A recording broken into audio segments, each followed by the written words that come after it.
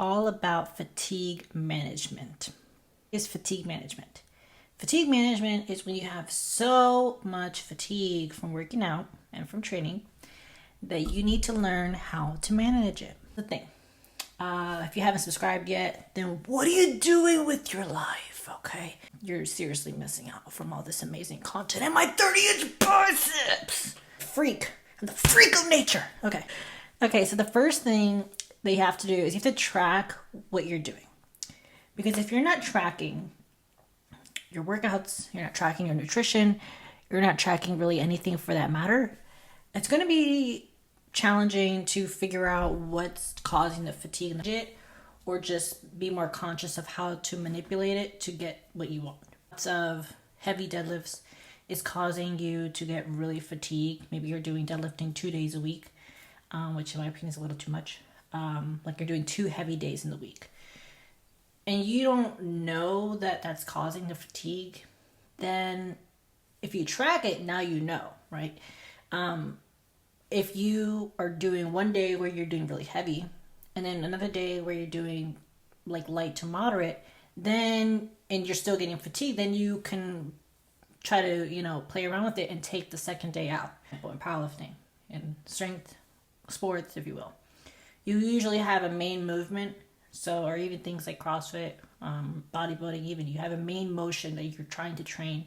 So like in bodybuilding, typically people are going to do a lot of rows, right? Because heavy rows leads to really good back development. If you're doing legs, you're probably doing a lot of quad and hamstring focus, like a hack squat or like a leg press. Powerlifting, obviously you have your squat, your bench, and your deadlift. So you want to focus on your main motions and eliminate the accessories and or the drop sets. So let's say you're in powerlifting and you're going to work up to a heavy set, at an RP of maybe at an 8, okay? And you don't realize that you've been doing that for a while and your body is starting to get taxed. So you can look at your plan and what you've been doing and realize, okay, maybe I should do, instead of an 8 RP, I should do at a 7 RP or at a 6 RP sets. So like, let's say you warm up 1 is 135, warm up 2 is 225, warm up 3 is 315, warm up 4 or your top set is 405. After you do your set of 405, which is your top set, then you just stop training and you move on to your next exercise. Okay, don't do drop sets. Okay, so drop set would be like if I do 10 bicep curls or I do 10 tricep extensions or I do that exercise, that top set, I'm not going to continue to bang the exercise with more reps, if that makes sense. Essentially, you just do your top set, you do your main set, and then you stop and you move into a different exercise. You need to track your sleep. So track your sleep, track what you are eating. If you're eating very poorly, you like for example, with protein, you're going to want to get a good amount of protein in to help you recover. Protein helps with recovery. It doesn't have to be like a lot of protein, but it should be at least about 0.8 per kilogram body weight. So if you're 60 kilos or 80 kilos, multiply that by 0.8 and then times that by 2.2 to convert it to non-kilos. And emotional stress too. That's kind of why I make videos to talk about relationships, emotional stress, because some people don't know how to handle their emotions, and your emotions affect you more than you think. If you can't handle your emotions, it's going to be difficult to live life, so you got to manage those things and admire my huge triceps. Fatigue is coming up because the volume is too high. You're probably doing more volume than you physically can handle right now. That's not to say that you can't handle it in the future. It's just right now you're doing a little too much. So you want to slowly work yourself up to that. So what you can do is, what I typically find is really useful, is to just do a deload. Do a deload or period where you are dropping the volume, dropping the intensity. So for the next 2 weeks, if you're feeling fatigued right now, for the next 2 weeks, you're going to do a deload, and you're just going to you're going to stop doing drop sets. You're just going to work to your top set to keep your strength. and or you're just going to keep like main movements in, like big heavy movements. Like if you're in bodybuilding, you're going to just stick to squats. You're not going to do like squats and lunges and leg extensions and hamstring curls and leg curls, like all this volume. You want to avoid doing that when you're in deload. Okay, the point of the deload is to de-stress and to recalibrate, so that you are prepared for your next training cycle. Another thing with fatigue management is to start doing more cardio. Yes, cardio does help with recovery. You don't want to do HIIT training, like high intensity interval training, or sprinting or what have you. Being more just walking around your neighborhood. I typically go for a walk every day, getting your steps in, and also stretching more. So stretching, some Zen mode yoga will really help with your spirit, your mind, helps you gain some clarity. You're feeling kind of drained and run down and you're not able to recover. Try to just do maybe go for a week or two of just walking. Just stop lifting, go for a walk every day, do some elliptical training, go for a bike ride, get out in nature, and I can guarantee you're going to feel a lot better, and you're going to feel a lot more recovered going into your lifting. The key is to do low intensity steady state and not high intensity training. Just because you feel like you can doesn't mean that you should. So I talk about that in my work capacity video.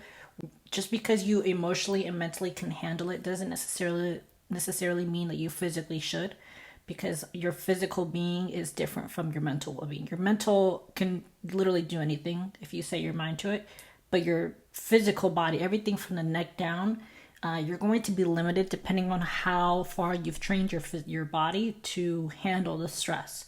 So if you can handle, if your work capacity is super high and you can handle a lot, then, your threshold is different from somebody that's just starting out. This is one of the reasons why if you ask somebody, what their diet is like, or what super supplements they took, or what their program is like, it doesn't necessarily matter what they did, because their approach is what works for them. Not that the program doesn't work for you, is that you can't work the program. Two different mindsets. So yes, not all programs are created equal. Not all training plans are created equal. And general workout plans that tell you to do 10,000 bicep curls won't necessarily work for you if you are already advanced. This is one of the reasons why, as you get more years into working out, into fitness, you will start to see that you're not adapting as fast, because now your body is becoming so efficient at your movements that now you're going to have some strategy depending on how you personally adapt to the training and to the workouts. Relationships, for example, it can really take an emotional toll on you.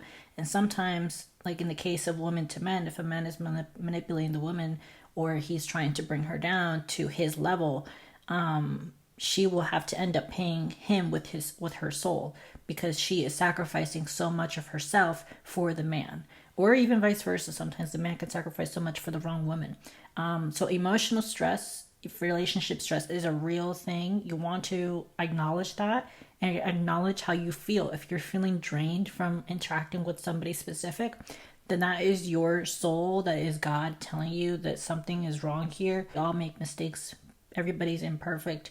And if you can have the accountability to own up to what you did wrong, that's the first step. If the other person that you're interacting with has no accountability and they can't admit to what they did wrong, we need to run away, far away. And I mentioned that, I talk about that in one of my videos, my bluff videos, because accountability is one of the fruits of like the soul, in my opinion. If somebody's not accountable, like you will never be able to have your head screwed on straight, because you will always feel like you are the person at fault. A relationship, it takes two people to tango. It takes two people to make it work. So if you are feeling drained constantly, really reassess and consider taking a step back, or just removing yourself from the relationship or from the situationship, because it's just not worth it. You need to do what's best for you, and especially if it's going to start interfering with your training, with your workouts, with your health, with your fitness. I always believe that put yourself first, and your fitness is for your mental well-being, for your physical, spiritual well-being. And if you feel that is being interrupted because of somebody's lack of accountability and lack of integrity with you, then I would suggest you run away. There is a Bible verse, Matthew 16:26. It's the most well-known pay with your soul quote. And it says, "For what will it profit a man if he gains the whole world and loses his own soul?" So essentially, what will you gain if you sacrifice your soul? No one's worth and nothing is worth sacrificing your spirit for a person or for a thing or for fame or what have you. It's not worth it. You will lose peace with yourself, and eventually you'll lose who you are. So you need to manage your stress. Emotional stress is very, very important. This is one of the reasons why I say go for a walk, get out in nature, and look at the trees, take in a breath of fresh air, or what have you. Okay, it's so important. I can't really stress that enough. You need to do what's best for yourself and manage your fatigue, because if you cannot take care of somebody if they're not willing to take care of themselves. You always have to put your oxygen mask first, because if you can't put yours on first, you will never be able to help somebody else. Okay, so you always have to do what's best for you, handle your stress, handle your fatigue, and I can guarantee you're going to have longevity in the game of fitness and your health, what have you. If you're into like something extreme like bodybuilding and powerlifting, yes, you can do it smart and with strategy. It just takes a lot of strategy. Thank you for watching today's video. I'm a freak! And subscribe and check out my Instagram, and I'll see you in the next video.